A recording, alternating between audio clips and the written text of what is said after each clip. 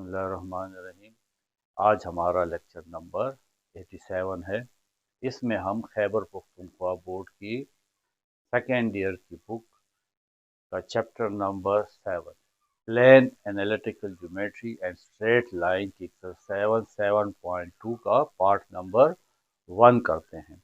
इसमें हम question number 1 to 4 solve करेंगे। फर्स्ट क्वेश्चन 1 को सॉल्व करने से पहले समझ लें कि लाइन की जो जर्नल इक्वेशन है, जर्नल इक्वेशन किसी भी लाइन की वो ये है a x plus b y plus c is equal to 0।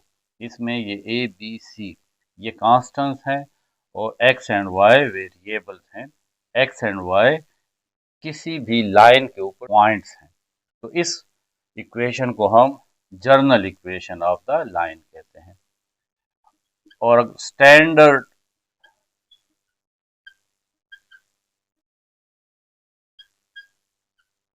Equation of line वो हम इस तरह लिखते हैं a x plus b y is equal to सी।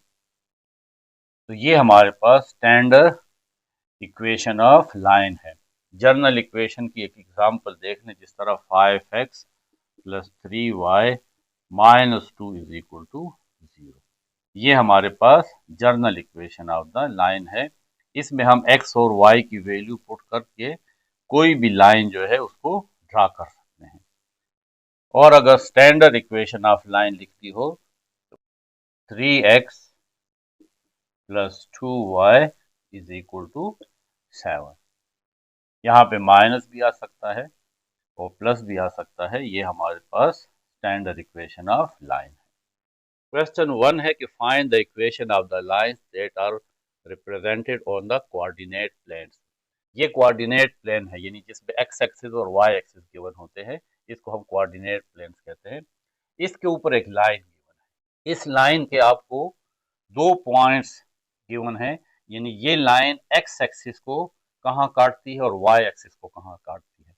इसको हम एक्स इंटरसेप्ट कहते हैं, यानी ये जो लाइन है एक्स एक्सिस को -5 पे काटती है। बाकी आपको एक्स की वैल्यूज गिवन नहीं है, -1 -2 -3 -4 वो इन्होंने छोड़ दिए हैं। यहाँ पे भी 1 2 3 4 होता है, ऊपर 1 2 3 4 5, नीचे -1 -2 -3 इस तरह लिखा होता है।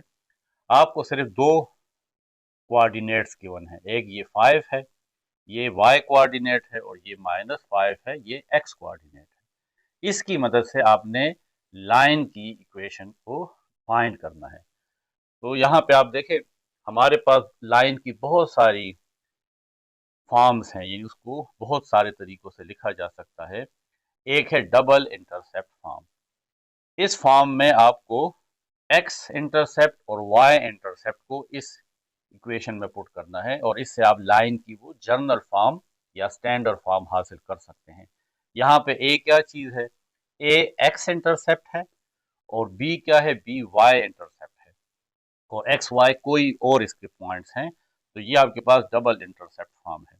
अब इसकी मदद से हम लाइन की इक्वेशन फाइंड करते हैं। x इंटरसेप्ट यानी ये लाइन x एक्सिस को कहाँ काट रही है, उसको हम a से शो करते हैं, और वो है -5। फिर है y इंटरसेप्ट, ये लाइन y एक्सिस को कहाँ काट रही है, उसको हम b से शो करते हैं, और वो है 5। पुटिंग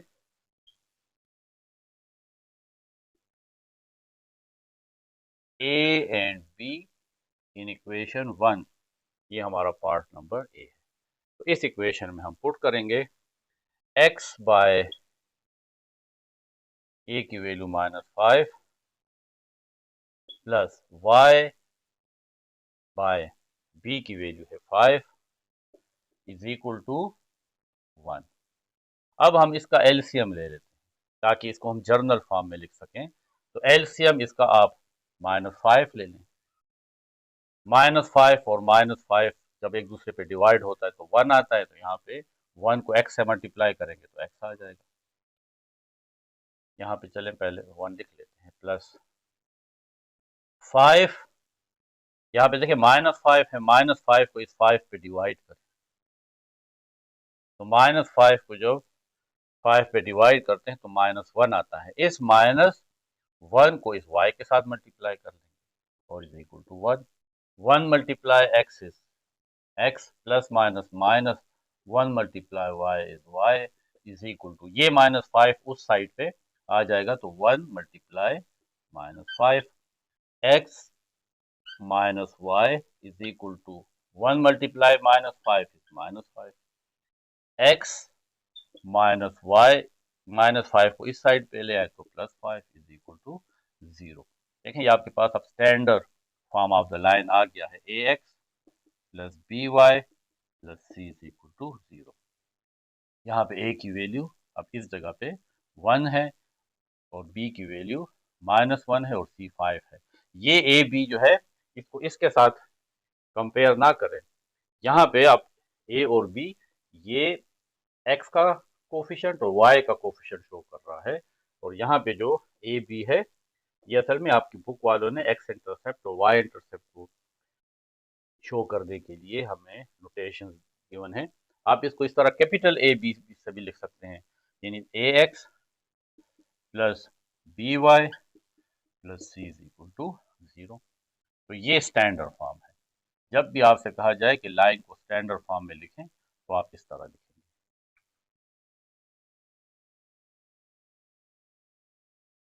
अब पार्ट बी है, इसमें x इंटरसेप्ट देखें, x एक्सिस को ये लाइन 2 पे इंटरसेप्ट कर रही है तो a is equal to 2, y intercept 6 है तो यहाँ पे b की जगह 6 लिख लें। Putting a and b in equation 1, x by 2 plus y by 6 is equal to 1। अब हम इसका एलसीएम लेंगे, 6 इसका एलसीएम आ जाएगा। 6 को 2 पे डिवाइड करें तो इससे आता है 3। 3 को x के साथ मल्टीप्लाई करेंगे तो 3x, यही एलसीएम लेने का तरीका है। 6 को 6 पे डिवाइड करें तो आता है 1, इस 1 को y के साथ मल्टीप्लाई करेंगे तो 1y।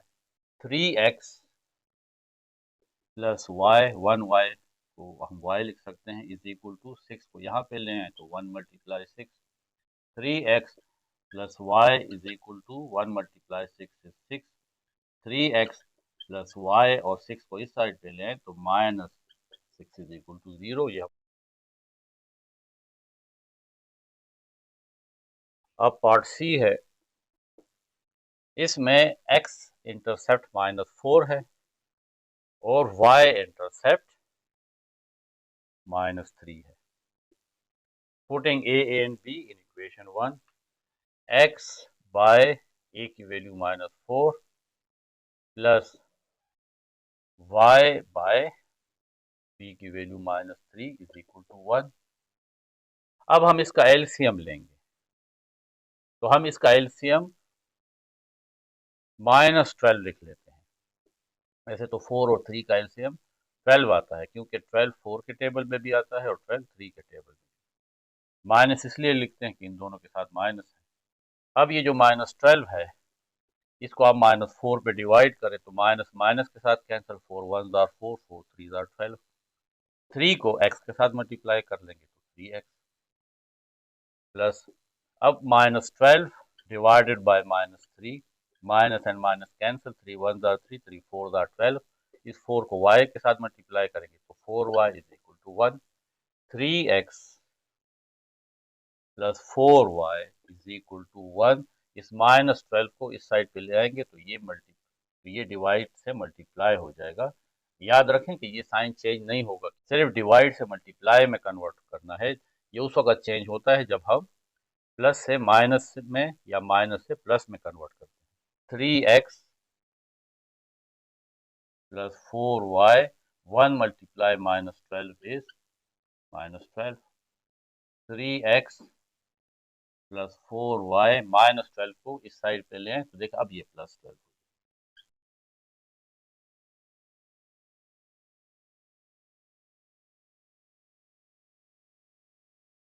क्वेश्चन 2 है कि इन each case find the slope if it is defined. 4 parts given है क्वेश्चन 2 में। हमें स्लोप फाइंड करना है। स्लोप का मतलब होता है स्टीपनेस ऑफ द लाइन। देखें ये जो लाइन है इसमें ये एक ये हॉरिजेंटल है और एक ये वर्टिकल है।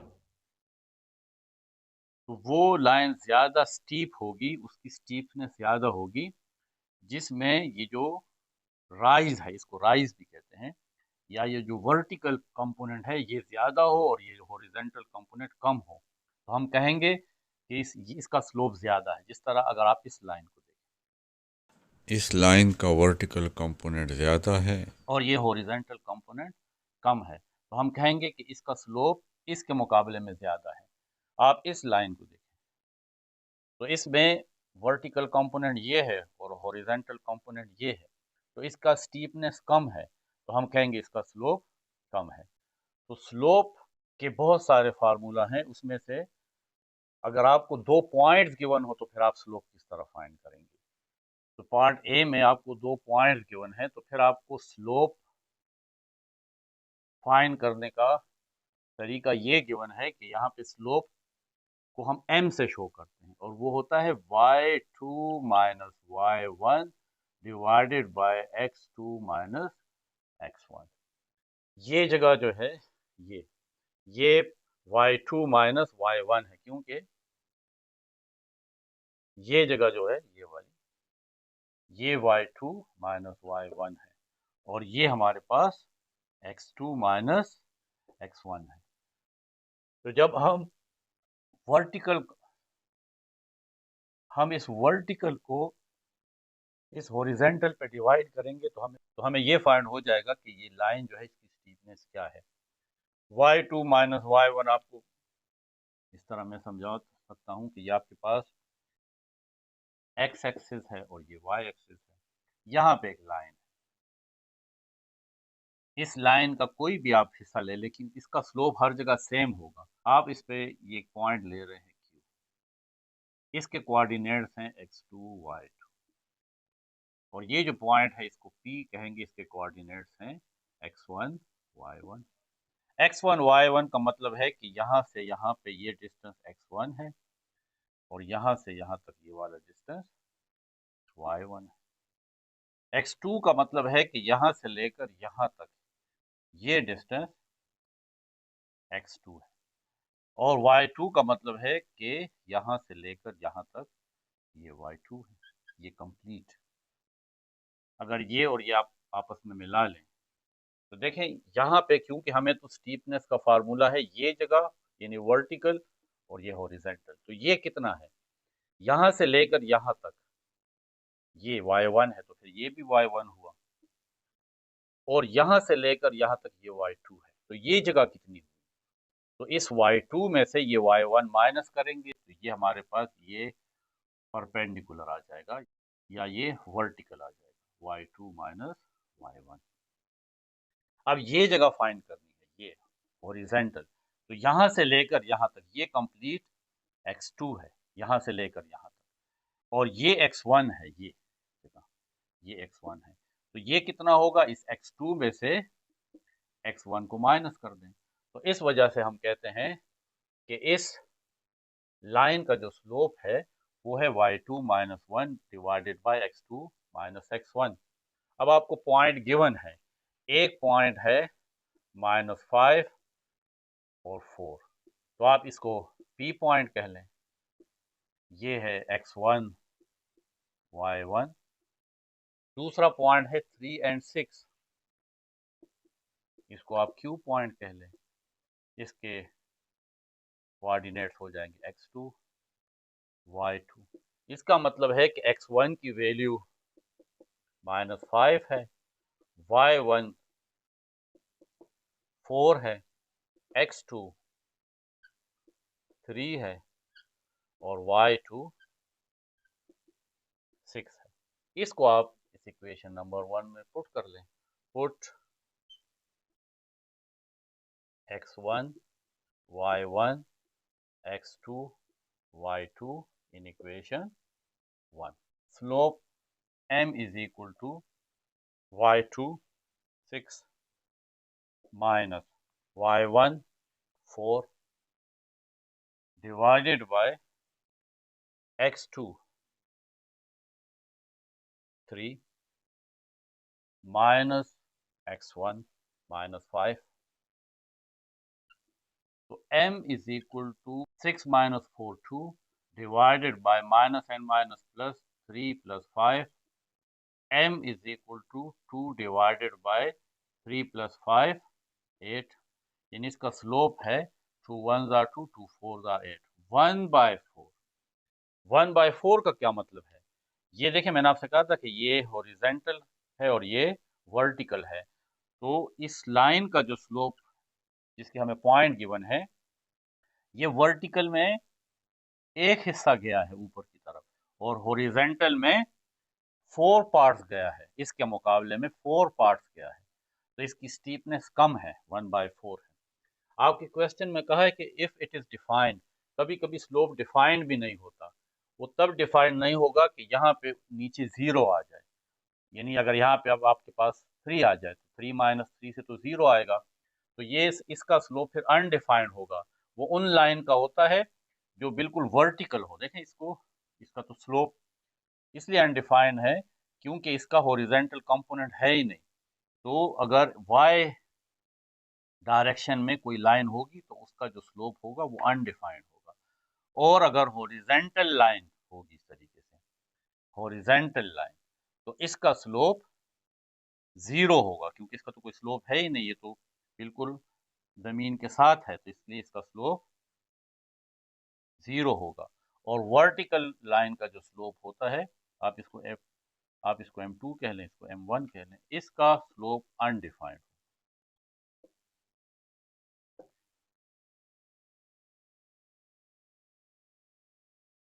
अब ये पार्ट बी है, 4x plus 7y is equal to 1। इस लाइन की इक्वेशन जो देखें स्टैंडर्ड फॉर्म में है, इसको हम एक और फॉर्म में कन्वर्ट करते हैं और उसको हम कहते हैं slope intercept form. Slope intercept form. Slope intercept form of the line ये है, y is equal to mx plus c। ये हमारे पास स्लोप इंटरसेप्ट फॉर्म है।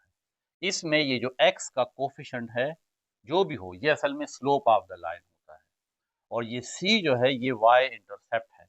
यानी इस तरीके से हमारे पास ये एक लाइन है, तो इसका जो स्लोप होगा, ये जो स्लोप ये m है, और ये जो y इंटरसेप्ट है ये c की वैल्यू है कि ये जो लाइन है ये y एक्सिस को कहाँ पे काटती है, तो कौन से कोऑर्डिनेट पे कौन सी वैल्यू पे काटती है, यानी y की कौन सी वैल्यू है जिस पे ये लाइन जो है कटती है, वो हम यहाँ पे c से शो करते हैं। तो इस फॉर्म में, स्लोप इंटरसेप्ट फॉर्म में, आपको इजीली पता लग जाता है कि x के साथ जो भी वैल्यू होगी वो हमारे पास स्लोप होगा। अब आप देखें इस इक्वेशन को,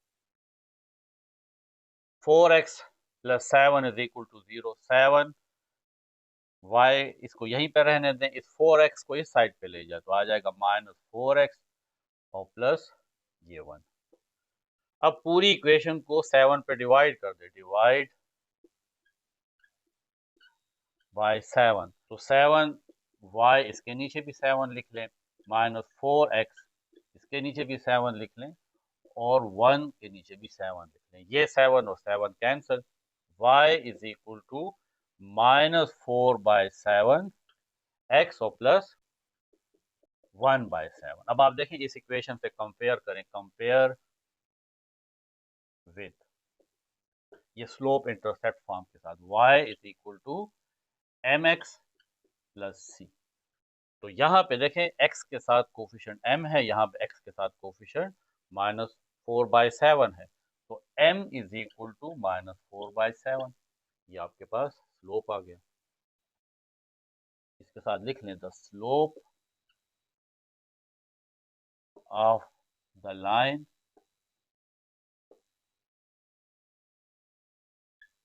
is the coefficient of x term। X term के साथ जो कोफिशिएंट है वही असल में स्लोप है।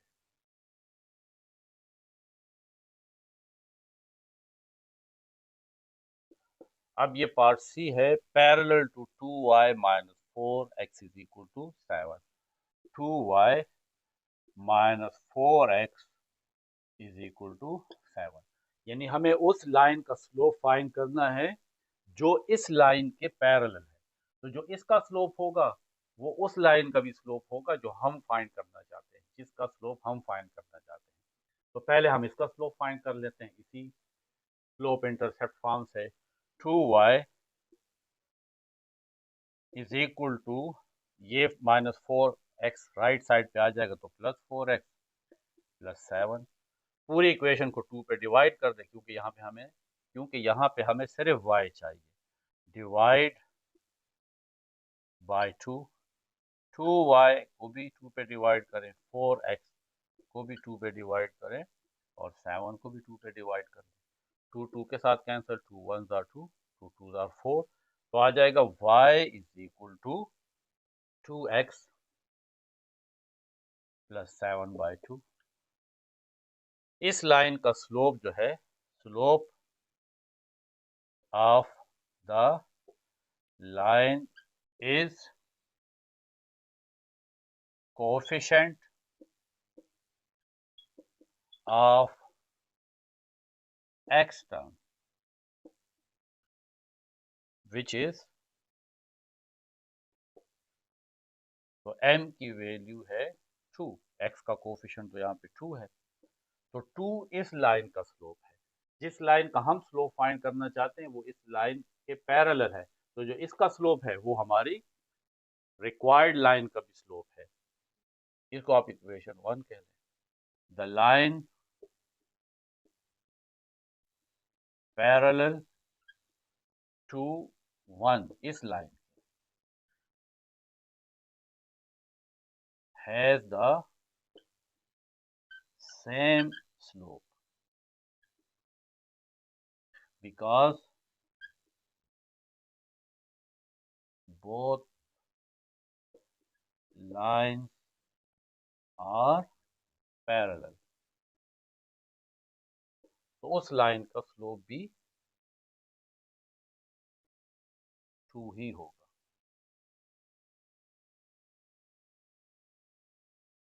पार्ट डी में है कि हमें उस लाइन का स्लोप फाइंड करना है जो इसके परपेंडिकुलर है। तो पहले तो हम इसका स्लोप फाइंड कर लेते हैं। 6x is equal to y minus 3। इसको आप इस तरह भी लिख सकते हैं कि y minus 3 is equal to 6x। x को इस साइड पे ले आए तो y किसके इक्वल होगा, 6x माइनस 3 इस साइड पे आएगा तो प्लस 3। तो इसका स्लोप क्या है, 6 है। इसको आप इक्वेशन 1 कह लें। Slope of equation 1 is the coefficient of x term,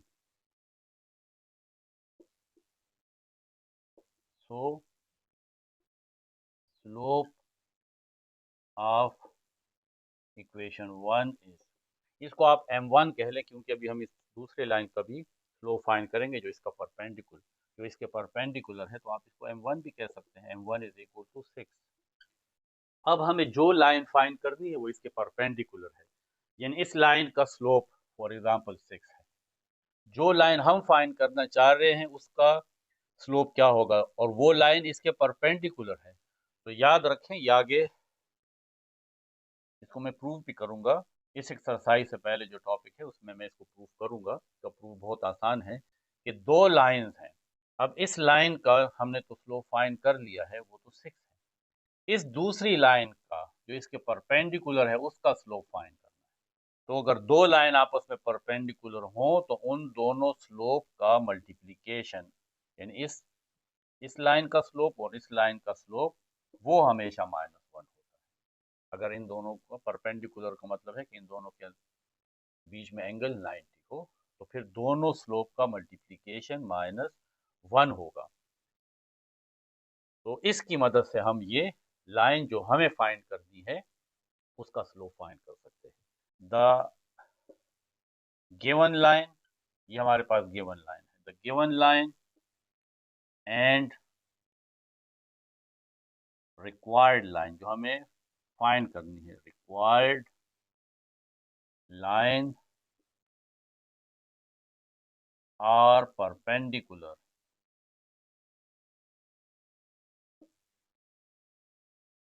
to each other. The slope of required line is M2 if two lines are perpendicular,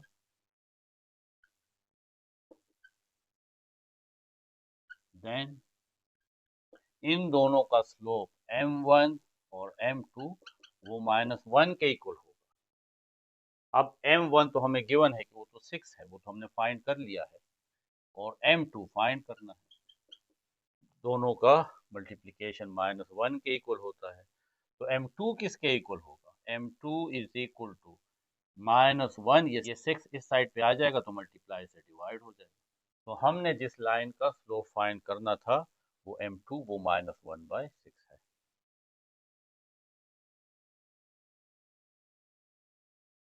question 3 है, what are the x intercepts and y intercept for each of the following lines. ये 3 parts हैं, इसमें ये 3 lines की equation given है। हमें ये find करना है कि ये लाइन x एक्सिस को कहाँ पे इंटरसेप्ट करती है और y एक्सिस को कहाँ पे इंटरसेप्ट करती है। तो ये हमारे पास x एक्सिस और y एक्सिस होते हैं। ये एक लाइन है फॉर एग्जांपल, ये पॉइंट x इंटरसेप्ट है। जहाँ पे लाइन x एक्सिस को इंटरसेप्ट करती है तो देखें वहाँ पे y की वैल्यू तो 0 है, क्योंकि यहाँ पे सिर्फ x की वैल्यू होती है।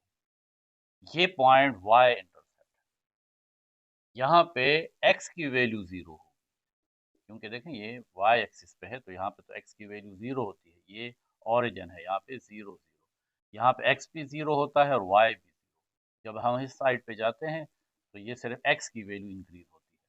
जब इस साइड पे आते हैं तो -x हमें मिलता है। ऊपर जाते हैं तो सिर्फ y की वैल्यू मिलती है ऊपर पे, और नीचे आते हैं तो y की माइनस वैल्यू होती है, यानी हम डाउनवर्ड आ रहे हैं। तो x एक्सिस पे y 0 होता है और y एक्सिस पे x 0 होता है। तो जब आपको ये लाइन गिवन है y is equal to 2x plus 6, तो अगर हम यहाँ पे x की वैल्यू 0 पुट करेंगे तो हमें y इंटरसेप्ट मिलेगा, और जब हम y की वैल्यू यहाँ 0 पुट करेंगे तो हमें x इंटरसेप्ट मिलेगा। To obtain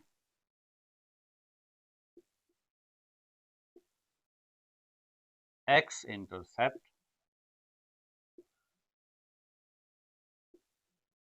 of a line, put y is equal to 0 in equation 1। तो यहाँ पे y की वैल्यू 0 पुट करें, 2x प्लस 6 को इस साइड पे ले आए तो -6 इज इक्वल टू 2x। तमाम इक्वेशन को 2 पे डिवाइड कर दें, -6/2 और 2x/2, 2 and 2 cancel, 2 1 are 2, 2 3 are 6, तो x इज इक्वल टू -3। ये x इंटरसेप्ट है। To obtain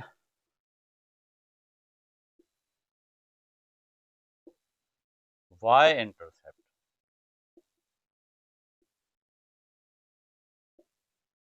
of a line, put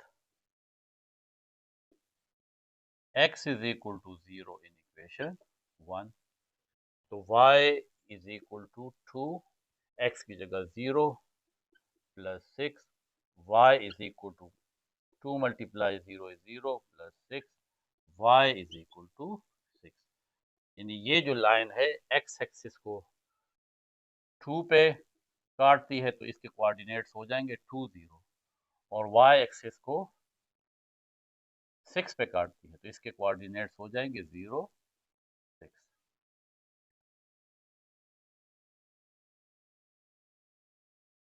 अब पार्ट बी है y is equal to -3x plus 9। ये इक्वेशन 1 हो जाएगी। To obtain x intercept of a line put y is equal to 0 in equation 1। तो y की value 0 -3x plus 9। 9 को इस side पे लें तो -9 इज इक्वल टू -3x। क्योंकि हमें तो x फाइंड करना है तो दोनों साइड को -3 पे डिवाइड कर दें। -3 और -3 कैंसिल, 3 1 जार 3, 3 3 जार 9 और ये माइनस और माइनस कैंसिल, तो x is equal to 3। To obtain y intercept of a line, put x is equal to 0 in equation 1। तो अब x की वैल्यू 0 पुट करेंगे, y is equal to -3, x की value 0 plus 9, y is equal to -3 plus 0 0 plus 9, y is equal to 9। तो y intercept 9 आ गया और x intercept 3 आ जाएगा। यानी ये जो लाइन है x एक्सिस पे के कोऑर्डिनेट्स 3 0 आ जाएंगे और y एक्सिस पे इसके कोऑर्डिनेट्स 0 9 आएंगे। पार्ट सी है y is equal to x plus 2। To obtain x intercept of a line put y is equal to 0 in equation 1। तो y 0, x प्लस 2, 2 को इस साइड पे ले आए तो -2 इज इक्वल टू x या x is equal to -2। To obtain y intercept of a line put x is equal to 0। यहाँ पे x is equal to 0 equation 1 में पुट करेंगे। y is equal to 0 plus 2, y is equal to 2। तो y की value 2 आ गई। ये y intercept है और ये x इंटरसेप्ट है। आपकी बुक वाले इसके साथ x इंटरसेप्ट के साथ a लिखते हैं, y इंटरसेप्ट के साथ b लिखते हैं। इस तरह भी आप लिख सकते हो। इससे पहले क्वेश्चन में भी आप ये चेंज ला सकते हो कि आखिर में a -2 लिख लें और b इज इक्वल टू 2 लिख लें। तो इसको आप x इंटरसेप्ट और y इंटरसेप्ट कह सकते हो, और अगर इस तरह लिखा है तब भी सही है।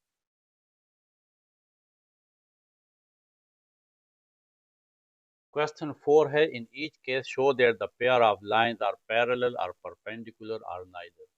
ये पेयर ऑफ लाइंस है, यानी दो लाइंस हैं। ये बताना है कि ये दोनों लाइंस आपस में पैरेलल हैं या परपेंडिकुलर हैं, एक दूसरे के साथ 90 का एंगल बनाते हैं, या ना पैरेलल है ना परपेंडिकुलर है बल्कि किसी और एंगल के साथ ये आपस में मिलती हैं। तो फिर उसके लिए कंडीशन ये है कि L1 and L2 are two line. एक लाइन का नाम L1 है, दूसरी लाइन का नाम L2 है। Are two line having slopes, एक का स्लोप M1 है, दूसरे का स्लोप M2 है। Then these two lines are parallel. ये दोनों लाइंस पैरेलल तब होगी जब दोनों का स्लोप सेम होगा, यानी M1 और M2 आपस में इक्वल होंगे। परपेंडिकुलर, ये दोनों लाइंस परपेंडिकुलर तब होंगी कि इसका स्लोप और इसका स्लोप अगर आपस में मल्टीप्लाई करें तो इससे -1 आए। ये मैं इस एक्सरसाइज से पहले जो आर्टिकल हैं, टॉपिक्स है, उसमें मैं प्रूफ करूंगा, लेकिन फिलहाल आप ये समझ लें कि M1 और M2 दोनों का प्रोडक्ट जो है अगर -1 आता है तो फिर दोनों लाइन परपेंडिकुलर हैं। और ना इक्वल आए ना -1 आए तो फिर वो नाइदर केस में आ जाता है कि ना पैरेलल है ना परपेंडिकुलर है, बल्कि किसी और एंगल के साथ ये आपस में मिलती हैं। हमने इन दोनों लाइंस का स्लोप फाइंड करना है। हमारे पास slope intercept form of the line है y is equal to mx plus c। इसमें ये जो x का कोफिशिएंट है ये असल में स्लोप ऑफ द लाइन होता है। तो इस इक्वेशन में से हमने ये m निकालना है, तो इसको हम इस तरह स्लोप इंटरसेप्ट फॉर्म में लिखेंगे। फ्रॉम इक्वेशन 1 -2y को यहाँ पे रहने दें, x को इस साइड पे लें तो -x और -6 एक साइड पे आएगा तो +6। पूरी इक्वेशन को -2 पे डिवाइड कर दें क्योंकि हमें तो सिर्फ y चाहिए, तो -2y, इसके नीचे भी -2 लिखें, -x के नीचे भी -2 और 6 के नीचे भी -2 और -2 cancel is equal to minus and minus cancel, यहाँ पे आ जाएगा x/2 minus and plus -2 1s are 2 2 3s are 6, तो यहाँ पे आ जाएगा -3। तो इसका स्लोप होगा slope of L1 is the coefficient of x term, तो इसका स्लोप आ जाएगा m1, उसको हम कह लेंगे, यहाँ पे तो 1 है तो ये 1/2। अब ये दूसरी लाइन है from equation 2 y is equal to ये 2x इस साइड पे आता है तो -2x और -5 राइट साइड पे आ जाएगा तो +5। इसका स्लोप होगा -2 क्योंकि इस x का कोफिशिएंट -2 है। Slope of L2 is the coefficient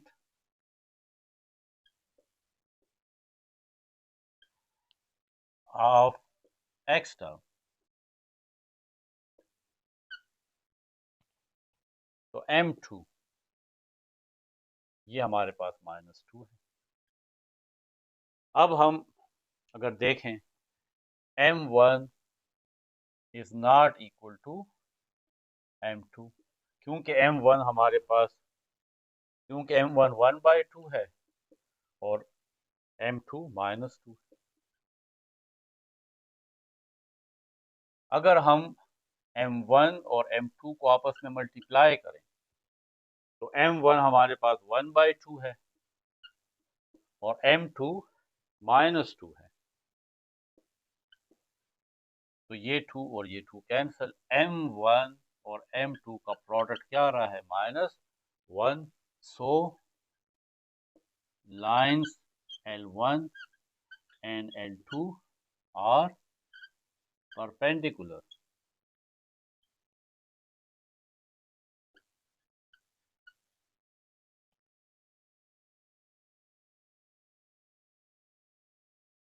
अब ये पार्ट बी है, इसमें भी हम इन टू लाइंस को इस फॉर्म में लाते हैं, तो 4y is equal to 3x इस साइड पे आएगा तो -3x और +8 -8 इस साइड पे आके +8, क्योंकि हमें तो सिर्फ y यहाँ रखना होता है तो पूरी इक्वेशन को 4 पे डिवाइड करना, -3x/4 +8/4, तो 4 और 4 cancel, y is equal to -3x/4 और 4 1s are 4 4 2s are 8 +2, तो slope of line 1 is the coefficient of x term, यहाँ पे कोफिशिएंट ऑफ x टर्म जो है वो -3/4 है, तो इसका स्लोप -3/4 आया।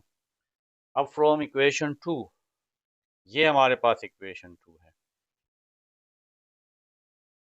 तो 3y को यहीं पे रहने दें, ये +x इस साइड पे आएगा तो -x और -2 इस साइड पे आएगा तो +2, y इज इक्वल टू इस 3 को भी इसी तरीके से आप डिवाइड भी कर सकते हैं, डायरेक्ट भी ला सकते हैं, 3 को यहाँ पे लाएंगे तो ये आ जाएगा -x/3 और 2 के नीचे भी 3 आ जाएगा तो 2/3, तो slope of L2 is the coefficient of x term, तो slope of L2 is the coefficient of x term, तो x टर्म का कोफिशिएंट है -1/3, उसको हम m2 कह लेंगे, तो इसका स्लोप आ जाएगा -1/3। अब m1 हमारे पास है -3/4 और m2 है -1/3, ये तो इक्वल नहीं है। अब मल्टीप्लाई करते हैं, m1 हमारे पास है -3/4, m2 है -1/3, तो ये 3 और 3 कैंसिल, माइनस और माइनस प्लस, तो m1 m2 इससे तो 1/4 आता है, नॉट इक्वल टू -1, तो ये नाइदर परपेंडिकुलर है ना पैरेलल है, neither parallel nor perpendicular.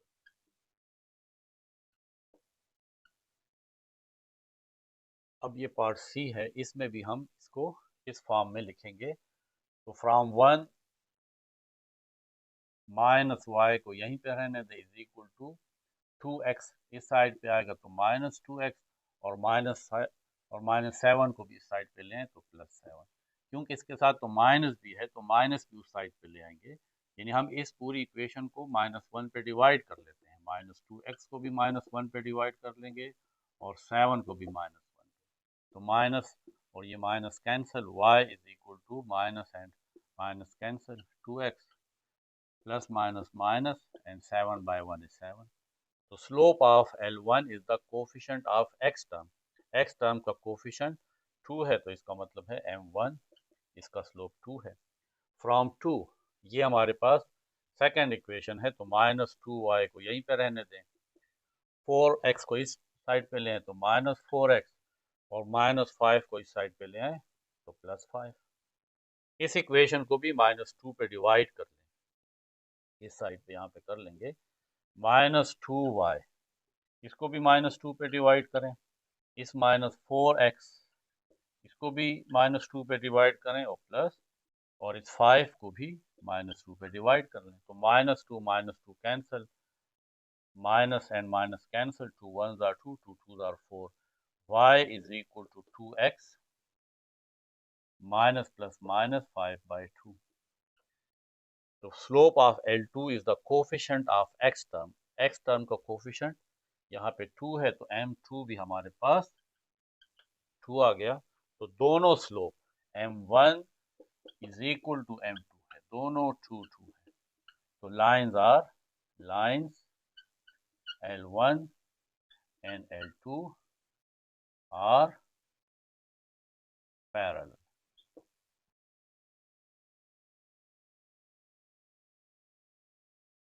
D part में ये 2 लाइंस हैं। फ्रॉम 1 -5y को यहीं पे रहने दें, 2x इस साइड पे आएगा तो -2x, और -7 राइट साइड पे आएगा तो +7।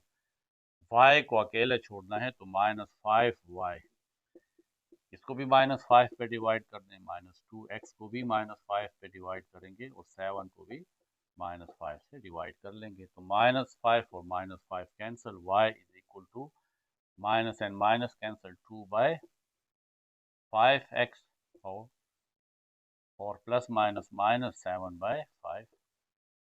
Slope of L1 is the coefficient of x term, x term का कोफिशिएंट है 2/5, तो हमारे पास m1 आ जाएगा 2/5। अब ये इक्वेशन है, equation 2, from equation 2 -15y is equal to, इस +6 को राइट साइड पे ले जाए तो -6x, और +5 इस साइड पे आएगा तो -5। अब इस पूरी इक्वेशन को -15 से डिवाइड करते हैं, -15y divided by -15 is equal to -6x divided by -15 और -5 डिवाइडेड बाय -15। -15 और -15 cancel, y is equal to, minus and minus cancel, 3 2s are 6 और 3 5s are 15, तो 2/5x, माइनस और माइनस कैंसल, ये तो माइनस और माइनस कैंसिल, यानी minus और माइनस कैंसिल तो प्लस आ जाएगा, 5 1s are 5, 5 3s are 15, तो ये आ जाएगा 1/3। As slope of the L2 यानी line 2 is the coefficient of x term, तो x टर्म का कोफिशिएंट है 2/5, तो हम लिख लेंगे 2/5। दोनों स्लोप m1 भी 2/5 है और m2 भी 2/5 है, तो m1 is equal to m2, 2/5, ये भी 2/5। तो lines L1 and L2 are parallel।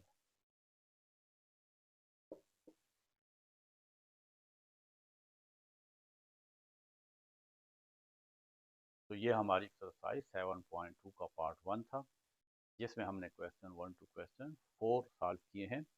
ये चैप्टर तमाम का तमाम बहुत इजी है, तो इसकी आप अपनी तैयारी में इसको ज़रूर शामिल रखें, क्योंकि इसमें जो क्वेश्चन होते हैं वो बहुत इजीली सॉल्व हो जाते हैं।